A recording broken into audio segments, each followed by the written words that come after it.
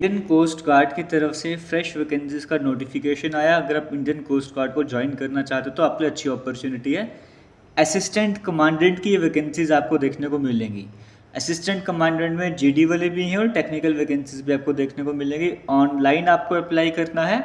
8 जुलाई से लेकर 23 जुलाई तक आपके पास टाइम है। इस टाइम पीरियड पर आपने इस पोस्ट के लिए अप्लाई करना है और ये ग्रुप ए की वैकेंसीज आपको देखने को मिलेंगी। अगर आपको अप्लाई करना होगा तो join Indian coast guard .cdac.in इनकी ऑफिशियल वेबसाइट है, यहाँ पर जाके ही आपको इस पोस्ट के लिए अप्लाई करना है।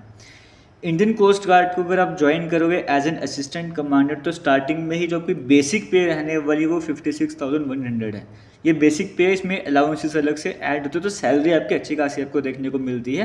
लेवल 10 आपको देखने को मिल रहा है। फिर डिप्टी कमांडेंट, कमांडेंट, इस तरह से जो आपका प्रमोशन जो है वो इस तरह से चलता है। बाकी बेनिफिट आपको पता है, मेडिकल कवर, गवर्नमेंट अकोमोडेशन मिलता है फैमिली के लिए, फिर एचआरए उसके अकॉर्डिंग मिल जाएगा। 45 डेज़ की अर्नड लीव, 8 डेज़ की कैजुअल लीव आपको हर साल देखने को मिलती है। बाकी ट्रैवल कंसेशन आपको देखने को मिलता है। Insurance cover, national pension scheme पे जो भी आप देखना चाहो, इस तरह के बड़े सारे बेनिफिट आपको इस पोस्ट में देखने को मिलते हैं। एलिजिबिलिटी क्राइटेरिया की अगर मैं बात करूंगा, अगर आप जीडी वाली पोस्ट के लिए अप्लाई करोगे तो एज लिमिट 21 से लेकर 25 ईयर्स तक ही होनी चाहिए। ये जनरल कैटेगरी के लिए, ठीक है। यानी कि 1 जुलाई 2001 या उसके बाद का बर्थ होना चाहिए और 30 जून 2005 या उससे पहले का बर्थ होना चाहिए। अगर है तो ही आप इन पोस्ट के लिए अप्लाई कर सकते हो।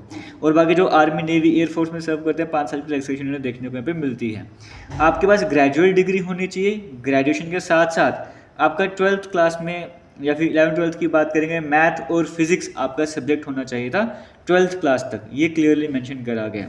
यानी कि यहाँ पर आपको बताया गया है कि आपके पास एक तो डिग्री होनी चाहिए, डिग्री के साथ जो भी 11th-12th क्लास थी वहाँ पर आपकी फिजिक्स और मैथ आपका सब्जेक्ट रहा होना चाहिए, तब आप अप्लाई कर सकते हो। और जिन्होंने ग्रेजुएशन डिप्लोमा के बाद करी है वो भी एलिजिबल होंगे, बस डिप्लोमा में आपको फिजिक्स और मैथमेटिक्स वगैरह होना चाहिए था। और टेक्निकल के लिए अगर अप्लाई करोगे, आपके पास इंजीनियरिंग डिग्री होनी चाहिए, मैकेनिकल में, नेवल आर्किटेक्चर में, या फिर मरीन में, फिर ऑटोमोटिव में, मैकेट्रॉनिक्स में, या फिर आपके पास जो है इक्विवेलेंट क्वालिफिकेशन होनी चाहिए, जैसे इलेक्ट्रिकल हो गया, इलेक्ट्रॉनिक्स हो गया, मैकेनिकल हो गया, तो आप, फिर प्रोडक्शन हो गया, मेटलर्जी हो गया, तो आप इन पोस्ट के लिए अप्लाई वगैरह कर सकते हो। तो 21 से लेकर 25 ईयर्स की एज लिमिट यहाँ पर भी आपको देखने को मिल रही है। और सिर्फ मेल कैंडिडेट ही यहाँ पर अप्लाई कर सकते हैं। अनमैरिड मेल कैंडिडेट्स के लिए वैकेंसीज आपको यहाँ पर देखने को मिलती हैं। वैकेंसी टोटल यहाँ पे 170 आपको देखने को मिलेगी। जीडी के 140 वैकेंसीज होगी, टेक्निकल ब्रांच की 30 वैकेंसीज देखने को मिलेंगी। अप्लाई आपको ऑनलाइन करना है, 23 जुलाई से पहले आपको अप्लाई कर देना है, क्लियरली आपको मैंने बता दिया है। और अगर आप दोनों पोस्ट के लिए एलिजिबल हो तो दोनों पोस्ट के लिए भी अप्लाई वगैरह कर सकोगे, तो सेपरेटली आपको अप्लाई वगैरह करना होगा। और यहाँ पे आपको बताया गया है सिलेक्शन प्रोसीजर के बारे में। आपका स्टेज 1 की मैं बात करूँगा, जो कॉमन एडमिशन टेस्ट आपको देखने को मिलता है, जिसमें इंग्लिश का सेक्शन 25 क्वेश्चन, रीजनिंग के 25 क्वेश्चन, साइंस और मैथमेटिकल एप्टीट्यूड के 25 क्वेश्चन, जीके के 25 क्वेश्चन, टोटल 100 क्वेश्चन का सेट मिलेगा। 2 घंटे का आपको टाइम मिलने वाला है और इसके बेसिस पे आपको नॉर्मलाइजेशन होती है, फिर आपका मेरिट बनता है। मेरिट के बाद जो है आपका वो आपको बुलाया जाएगा। फिर उसके बाद प्रीलिमिनरी सेक्शन बोर्ड में, जहाँ पे आपका जैसे पिक्चर परसेप्शन डिस्कशन टेस्ट होता है, पीपीटी को पिक्चर दिखाई जाती है, आपको उस पर स्टोरी लिखनी होती है। फिर डिस्कशन की बात करेंगे, वो इंग्लिश हिंदी दोनों लैंग्वेज में आप डिस्कशन वगैरह कर सकते हो।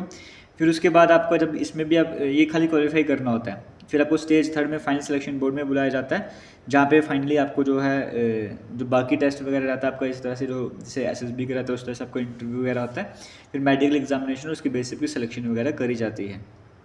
और स्टेज 1 जो आपका जैसे एग्ज़ाम के बारे में आपको बताया वो सितंबर के मंथ में होने जा रहा है। 18 सितंबर आपको टेंटेटिव डेट बताई गई है, तो उसके अकॉर्डिंग आप प्रिपरेशन करना स्टार्ट कर दीजिए। ये इंपॉर्टेंट डिटेल्स मैंने आपसे शेयर करी हैं। बाकी अगर आपको ऑफिशियल पीडीएफ चाहिए आप ऑफिशियल वेबसाइट से भी डाउनलोड कर सकते हो। ये आपको जो पीडीएफ मैंने आपसे शेयर करा है इंपॉर्टेंट इन्फॉर्मेशन वाला, रिलैक्सेशन वगैरह भी है, तो ये वाला पीडीएफ भी आपको मैं शेयर कर दूंगा टेलीग्राम पर, और डिटेल नोटिफिकेशन भी शेयर कर दूंगा टेलीग्राम जेके लेटेस्ट इन्फो के नाम से है। थैंक यू, जय हिंद।